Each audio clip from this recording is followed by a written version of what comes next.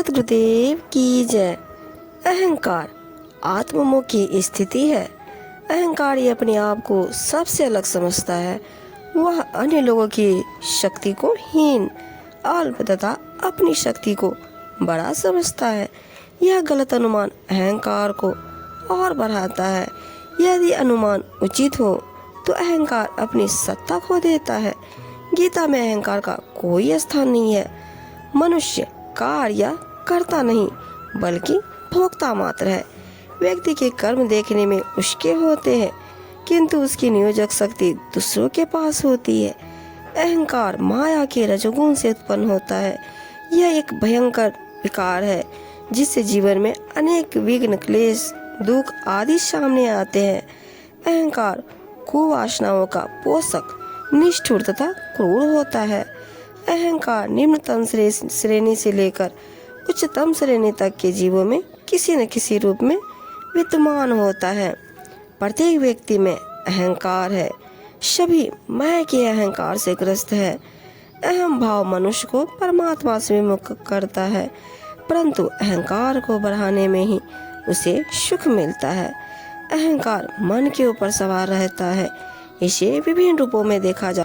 कबीर जी अपनी साखी में बताते हैं, अभिमानी कुंजर भये निज सिर लेना भार, जम द्वारे जमकूट ही लोहा खड़े लोहार। अभिमानी लोग हाथी के समान मस्त बन गए और उन्होंने अहंता, ममता रूपी माया का भार अपने सिर पर उठा लिया। मृत्यु के द्वार पर वे यम रूपी वासना व्यक्ति से ऐसे कूटे जाएंगे जैसे लोहार लोहे को कूट करता है, अर्थात विभिन्न योनियों में वे अनेक कष्ट भोगेंगे। कबीरा गर्व न कीजिए, रंग न हंसिए कोई, अजहू नाव समुद्र में ना जाने क्या हो। कबीर जी कहते हैं कि अपने तन, धन, बल एवं जाति कुल का किसी भी प्रकार से अहंकार न करो और जो लोग दुखी दीनहीन जन है उनकी हंसी न उड़ाओ। अभी तो तुम्हारी जीवन नौका संसार के समुद्र के बीच में पड़ी हुई है। न जाने कब क्या हो जाए, न जाने कब कौन सा संकट या तूफान आ जाए और यह पार लगे या न लगे। अहम अग्नि हृदय जरे, गुरु सो चाहे मान, तिनका जम न्योता दिया हो हमरे मेहमान। अहंकार की आग हृदय में जल रही हो तो अहंकारी व्यक्ति गुरु से भी सम्मान चाहता है। ऐसे अभिमानी जनों को मृत्यु रूपी दुख, संकटों एवं कुवासनाओं ने खुला निमंत्रण दे रखा है कि आओ तुम हमारे मेहमान बनो, अर्थात वे विपत्तियों में ही घिरे रहेंगे।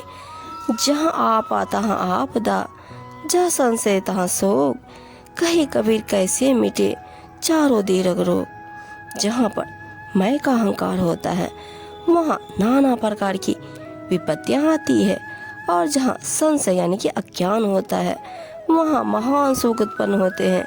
कबीर जी कहते हैं कि सोचो और विचार करो, ये चारों कष्टदायी रोग मैं, विपत्ति, अज्ञान और शोक कैसे मिटेंगे, इनसे कैसे छुटकारा होगा। आपा सभी जात है क्या कराया सोए, आपा तजी हरि को भजे लाखन मध्य होए। यह दुष्ट अहंकार एक ऐसा व्यवधान है जिसके आने से पुण्य, धर्म, कर्म अर्थात सब कुछ चला जाता है। जो अभी तक क्या कराया होता है वह सब समाप्त हो जाता है।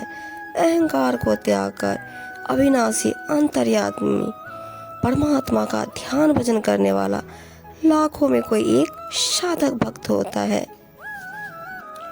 मत अभिमान न कीजिए, कहे कबीर समझाए, जा सिर अहम जो संचरे बड़े चढ़ासी जाए।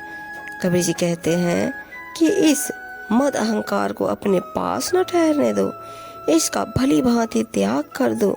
जिसके सिर में इस अहंकार का प्रवेश हो जाता है वह अपनी शुद्ध बुद्ध खोकर इस संसार रूपी चौरासी के चक्कर में जा पड़ता है। विनम्रता में ही प्रभुत्व के सभी सद्गुण दया, क्षमा, शील, संतोष तथा विवेक आदि होते हैं, जबकि मोह अभिमान की शक्ति से अंतर्यामी परमात्मा भी दूर होता है। जैसे चींटी तो मिश्री चुनकर खा जाती है, परंतु हाथी अपने सिर पर धूल ही डालता है। चींटी की लघुता में प्रभुता रूपी मिस्री का गुण है और हाथी के अहंकार में प्रभुता रूपी धूल का दुर्गुण है।